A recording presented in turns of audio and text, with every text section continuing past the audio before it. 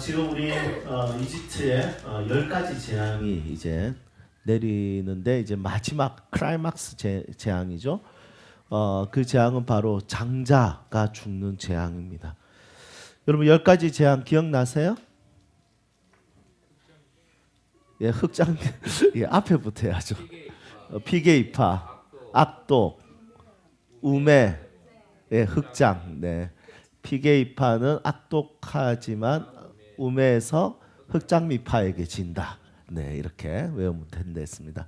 한번 따라합시다. 피게이파는 악독하지만 우매에서 흑장미파에게 진다. 예. 그 마지막에 파는 팔이 아닙니다. 파는 피게이파 할 때 팔입니다. 예, 흑장까지 이렇게 외우기 너무 쉽죠? 네. 피, 개구리, 이, 파리, 악질, 독종, 우박, 메뚜기, 흑암, 장자 이렇게 10가지 재앙입니다. 마지막 재앙이 장자들을 죽이는 재앙이지 않습니까? 너무 끔찍하고 잔인한 재앙입니다. 그냥 우리가 애니메이션으로 이집트의 왕자 애니메이션으로 보면 그냥 너무 멋있게 재앙이 쫙 퍼지면서 한 집의 아이가 죽는 사건. 여러분 애니메이션으로 보거나 이런 어떤 전설로 본다면 그냥 크게 마음에 와닿지 않을 것입니다.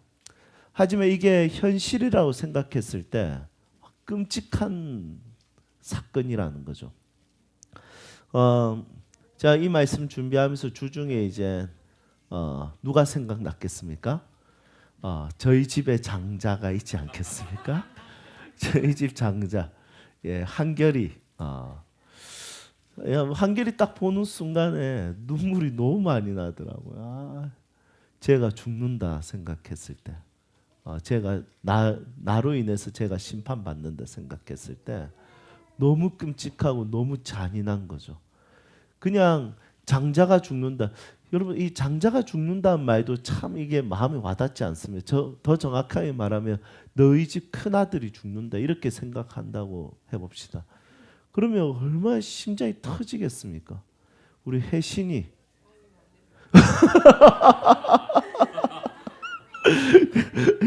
바로 우리 영주 집사님이 난 지연이는 없어도 살아도 혜신이 없으면 난 못 산다라는 진짜 이게 그냥 생각만 해도 잔인하고 끔찍한 일입니다.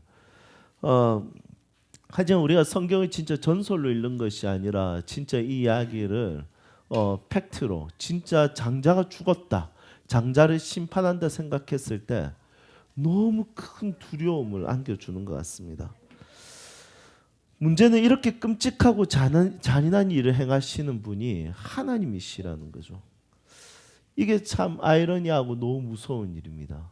제 장자를 나의 죄로 인해서, 나의 실수로 인해서, 내가 하나님 앞에 순종하지 못한 것으로 인해서 내 장자를 하나님이 치신다. 나의 첫째 아들 한결이를 아프게 하신다. 너무 가슴 아프고 생각만 해도 끔찍하고 아찔합니다. 성경 곳곳에는 하나님의 심판과 진노를 기록하고 있습니다. 하나님의 심판과 진노는 두 가지 타입으로 나와요. 첫 번째 타입은 굉장히 집단적 심판과 진노로 나타납니다. 두 번째 타입은 개인적으로 나타납니다. 여러분 집단적으로 죽임을 당하는 하나님의 진노, 죽여버리는 하나님의 진노는 언제 있었습니까? 예를 들면 노아의 홍수, 또 이 이집트에 있었던 이 장자 사건, 그리고 다윗으로 인한 전염병, 이런 것들 보면 집단적으로 완전 대학살을, 성경은 사람만 학살을 일으키는 것이 아니라 하나님도 학살자처럼 보이는 게 너무 조금 마음이 그렇습니다. 이 하나님 이런 폭력군, 이 폭력성, 이런 분을 과연 내가 따르는 것이 맞을까? 그런데 신약 성경에서 사랑의 하나님이라고 하고, 그런데 구약에서 보면 이런 집단적 학살을 행하셨던 그 하나님에 대해서 나는 어떻게 이 하나님을 받아들이면 좋을 것인가 라는 생각을 하게 됩니다. 그리고 하나님의 진노와 심판은 집단적으로 나타날 뿐만이 아니라 개인적에게도 나타나죠. 예를 들면 아담과 하와, 다윗과 바세바 사이에서 태어나는 첫 아이. 솔로몬은 두 번째 아이죠. 첫 아이는 태어나자마자 죽어버립니다. 세 번째는 우리 얼마 전에 살펴봤던 아나니아와 삽비라.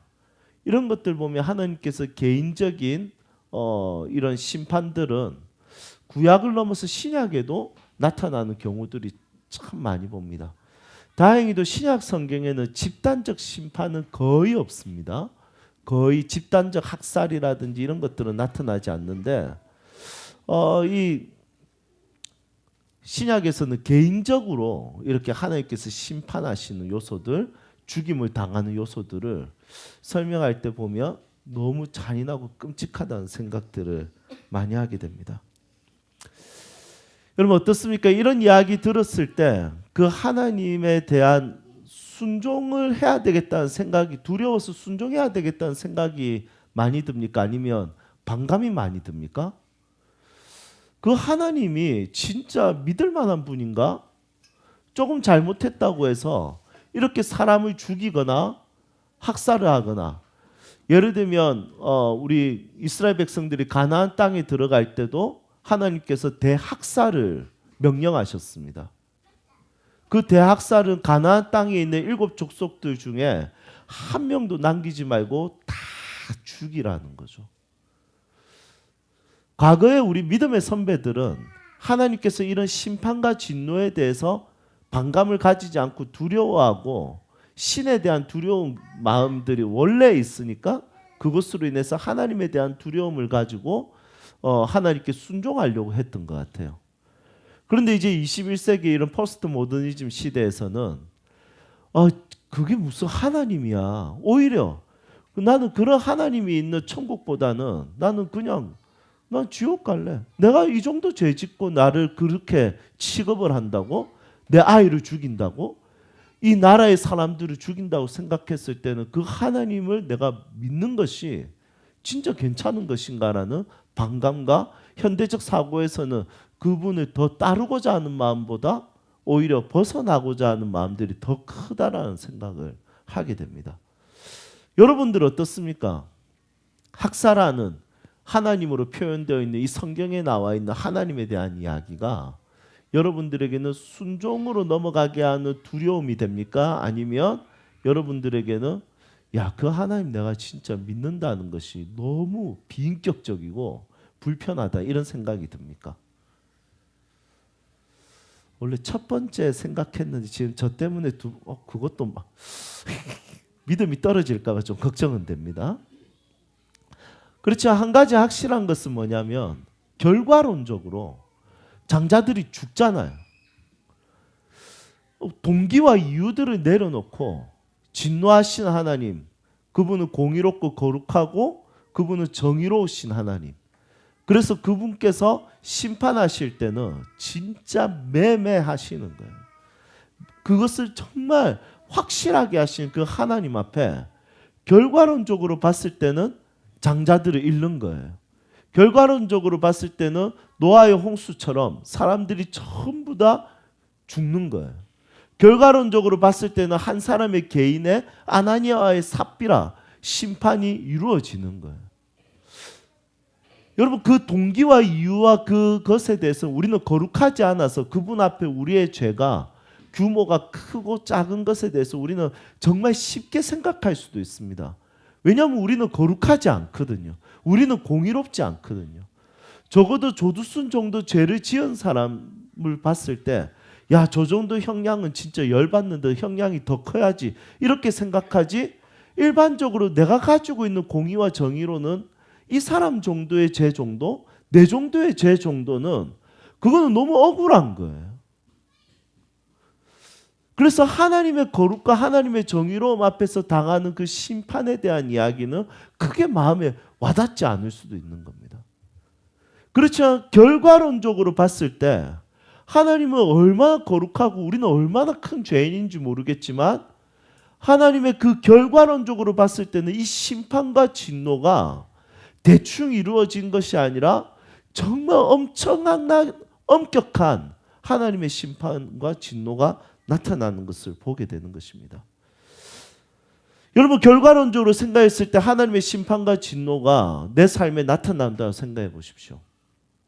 우리는 그분만큼 거룩하지 않아서, 우리는 그분만큼 정의롭지 않아서 우리는 이 결과에 대해서 우리는 불만스러울 수도 있습니다. 하지만 우리는 생각해 보면 그분에 대한 이해는 떨어지지만 심판과 진노에 대해서 생각해 보면 이것은 보통 일이 아닌 것이죠. 한 나라의 장자들을 다 죽이듯이 다윗 한 사람의 실패로 인해서 그 나라의 백성들이 전염병에 걸려서 다 죽게 만든다는 이 결과론적. 여러분 이것이 내 삶에 이루어진다 생각해 보십시오. 나의 아들이 죽는다 생각해 보십시오. 나의 죄로 인해서. 나의 죄로 인해서 내 가정이 심판받는다 생각해 보십시오. 나의 죄로 인해서 나의 사업장이 무너진다고 생각해 보십시오. 나의 죄로 인해서 우리 교회가 문을 닫는다고 생각해 보십시오. 우리는 하나님의 그 놀라운 정의와 거룩에 대해서 어느 정도인지 모르니까 이것이 불합리한 것처럼 보이지만 그분의 거룩과 그분의 위대함과 그분의 공의 앞에서 나타나는 결과적으로 심판에 대해서 생각해 보면 이것은 그냥 대충 반감을 가지거나 주님 뭐 당신을 내가 따를 만합니까? 이렇게 말하기에는 결과론적으로 너무 무섭고 끔찍하고 잔인하고 아찔하다는 거예요.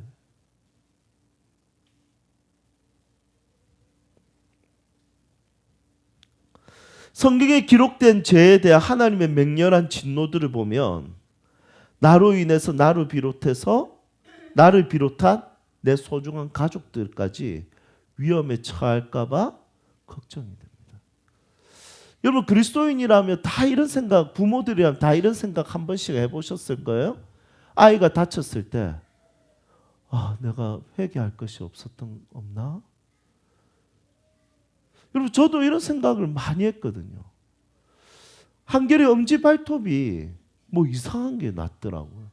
시큼해지고 뭐 때는 아닙니다. 뭐 물론 발톱마다 때가 다 있어요. 얘는 제가 볼 때만 으악 이러거든요.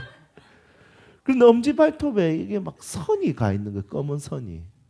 그런데 이게 너무 걱정이 되는 거예요. 왜냐하면 저도 처음 보는 거예요. 그러니까 얘 진짜 발 관리를 제가 엉망진창으로 하거든요. 그래서 병원에 가도 병원에서 의사 선생님이 한번 큰 병원 가보면 좋겠습니다 이러더라고요. 그 말을 듣는 순간에 어떤 생각이 드는지 아시겠어요? 내가 무슨 죄를 지었지? 하나님 화나셨나? 그 두려움이 확 오는 거예요. 혹시 저게 불치병이 어쩌지? 그래서 실제로 아이를 데리고 큰 병원에 갔습니다. 큰 병원에 가서 진료를 받았어요. 여러분 그 진료를 받을 때 결과가 너무 진짜 저에게는 중요한 거죠. 그렇지만 그냥 큰 문제가 없답니다. 여러분 안도의 한숨을 쉬죠. 그럼 저도 모르게 주님 감사합니다 이렇게 되는 거예요. 여러분 결과적으로 봤을 때 반감을 가질 위치가 아니더라고요 내가. 왜냐하면 너무 소중한 것들이 많더라고요. 그분께서 진노하셔서 내가 잃어버리면 안 되는 것들이 너무 많더라고요. 너무 두렵더라고요. 너무 무섭더라고요. 그런데 성경에 보니까 하나님의 진노는 그 사람의 가장 소중한 것을 빼앗아가는 것들, 생명을 취하는 것들. 여러분 어떻게 보면 이것에 대해서 우리가 반감을 가지고 여러분 이 심판을 안 당해봐서 그런 거예요. 결과론적으로. 이 심판에 대한 두려움을 몰라서 그런 거예요. 그분을 두려워하는 마음이 없기 때문에 그런 반감을 가지게 되는 것이죠. 그저 내 아이의 발톱이 괜찮다는 말만 들어도 주님 감사합니다 이 말이 나오게 되는 거예요.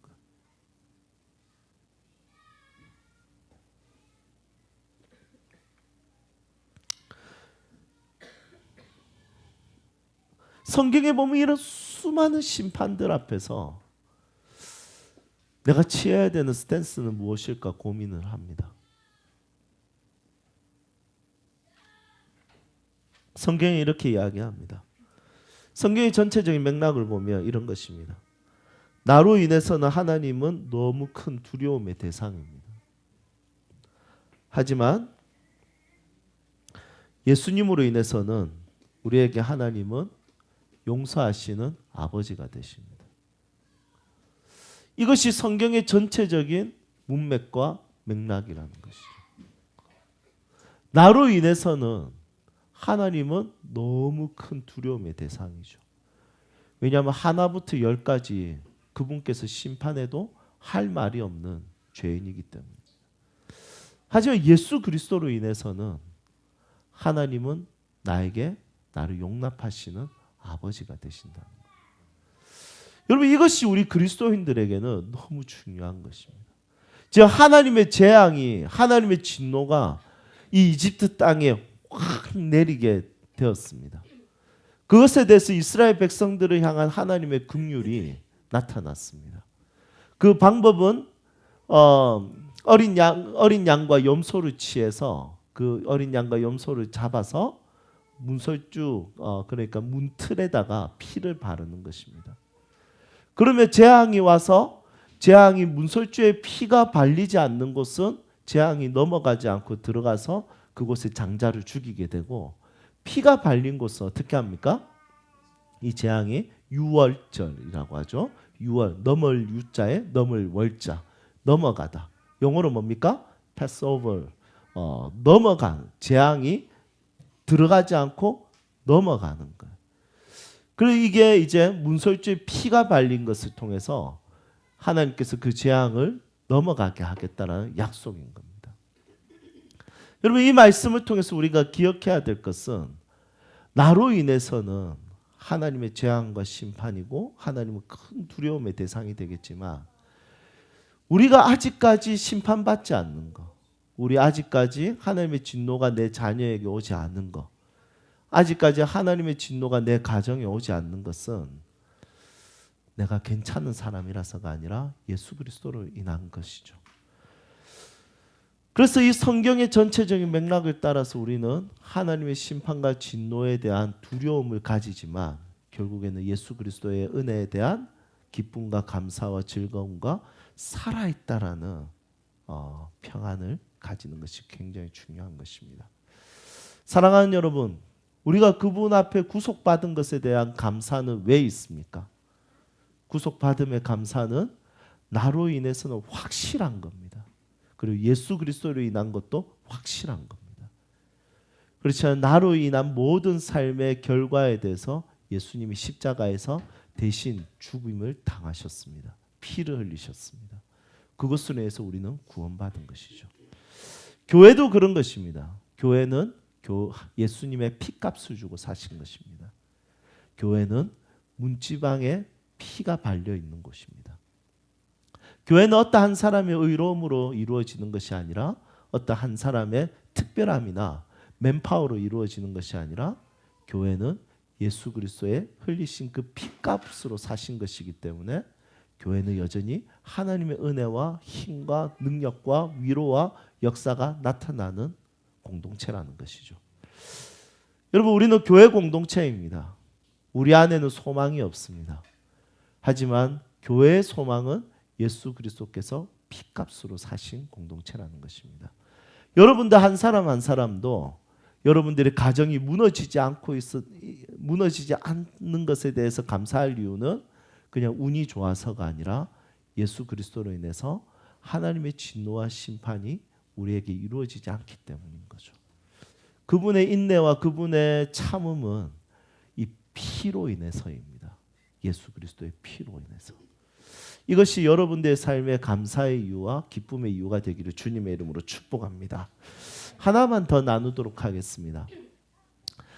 여러분, 이게 지금 급박한 상황이지 않습니까? 곧 이제 막 울음 바다가 될 것입니다. 그 지역에. 그런 급박한 상황 속에서 하나님께서 이스라엘 백성들에게 챙기는 것이 있습니다. 그게 뭡니까? 먹을 것을 챙겨줍니다. 야, 지금 네가 먹을 때가 아니야. 지금 뭐 물론 여기에 보면 좀 급해 보입니다. 왜냐하면 앉아서 안 먹잖아요. 서서 먹고, 그리고 어떻게 하면 허리띠를 띠고, 이거는 지금 가자 하면 다 같이 나갈 준비하고 먹는 거예요. 그 상태로 이제 먹으라 하는 거예요. 그 뭘 먹어요? 어린 양의 염소의 고기를 먹는 겁니다. 그런데 원칙을 줍니다. 어린 양 한 마리가 꽤 많은 사람들을 먹을 수 있습니다. 물론 뭐 저 같은 사람 한 사람이 다 먹을 것 같지만 그래도 어린 양 한 마리도 고기가 꽤 많습니다. 제가 자주 가는 그 양꼬치 집이 있습니다. 그 양꼬치 집에 가면 현수막에 굉장히 기가 막힌 복음적인 내용이 있습니다. 우리 업소는 어린 양만 사용합니다. 굉장히 복음적이죠. 여러분 한번 같이 가시죠. 너무 맛있어요. 먹으면서 예수님의 은혜를 많이 생각하게 됩니다.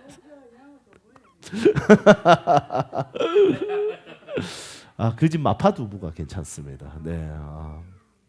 어쨌든 그 양이 많으니까 한 집에 부부 둘이만 사는 집도 있지 않겠습니까? 그럼 고기가 너무 많이 남는 거예요.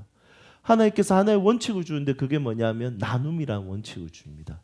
그 고기를 옆집 사람과 몇 명이 인원을 맞춰서 그리고 그 고기를 나눠서 먹으라는 거죠. 여러분 6월절의 상징은 성찬으로 나타나는 것입니다. 함께 먹고 함께 마시는 것이죠. 그 급박한 상황 속에서도 하나님은 그들의 먹을 것에 대해서 이야기합니다. 혹시나 그들이 먹을 것을 챙기지 않고 지금 급하게 문설주에 피를 바르고 그냥 두려워할까 봐 두려워하지 말고 먹으라고 이야기하시는 거죠. 여러분 먹는다는 것은 두려움이 있으면 먹을 수가 없습니다. 먹는다는 것은 평안해야 먹을 수 있습니다. 하나님은 그 두렵고 급박한 그 상황 속에서도 먹을 것에 대해서 이야기하는 것은 평안하라는 거죠. 하나님은 그 재앙 안에서 평안하게 먹으라는 것입니다. 여러분 교회 공동체는 먹는 공동체입니다. 함께 먹고 함께 마시고 함께 이야기하고 함께 대화하고 함께하는 식탁의 공동체라는 것입니다. 혹시 내가 먹었을 때 그것이 남을 것 같으면 옆에 있는 사람들과 함께 먹는 공동체라는 것이죠. 여러분 이 세상은 전부 다 급박하게 돌아갑니다. 너무 바쁜 시대이고 분주한 시대입니다. 그렇지만 이 이집트에서 탈출하는 지금 이 상황보다 지금 장자의 심판이 이루어진 이 상황보다 급박한 시대는 아니라는 거죠. 그런데 이렇게 급박한 시대에서도 하나님은 너희들이 함께 먹고 함께 나눠 먹으라고 하는 것을 통해서 우리가 깨달아야 될 것은 무엇이냐면 아무리 급박해도 함께 먹고 마시는 시간이 너무 중요하다는 것입니다. 여러분 저는 목사의 삶을 살면서 항상 생각합니다. 먹사로 살기로 결정합니다. 저는 목회를 하지만 목회는 곧 먹회라고 저는 생각합니다. 여러분 목사는 잘 먹어야 됩니다. 그래서 잘 먹습니다. 마찬가지입니다. 가장 급박한 상황에 평안을 누릴 수 없는 그 시간에 하나님은 함께 먹으라고 이야기합니다. 교회 공동체는 아무리 영적으로 급하고 아무리 시대적으로 급해도 함께 식사하는 공동체입니다. 이 식탁의 공동체 여러분들의 삶과 시간과 재정을 함께 성도들과 함께 하십시오. 그것이 가장 가치 있고 의미 있는 하나님의 일입니다. 어제 우리 주은 집사님이 선교 훈련 때 이렇게 질문했습니다. 새 가족들을 위해서 목사님 우리에게 무엇을 원하십니까? 이렇게 물어봤습니다. 딱 하나입니다. 식탁 공동체 만드는 거. 그것이 가장 중요한 복음의 확장력입니다.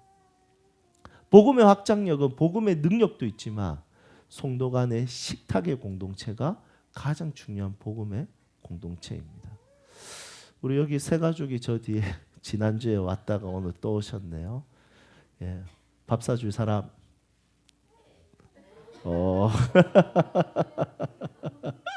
네. 새 가족들이 거절할 수도 있습니다. 그래서 밥 사줄 수 있는 라포 형성을 잘 하시고 함께 여러분들이 식탁 공동체를 만드는 그런 교회 공동체. 여러분들의 가정이 누군가와 식탁 공동체 먹고 남을 것 같으면 초대해서 그들을 위해서 풍성하게 식탁을 차려줄 수 있는 그런 믿음의 사람들이 되시기를 소망합니다. 결국 이 고기가 예수님의 살이지 않습니까?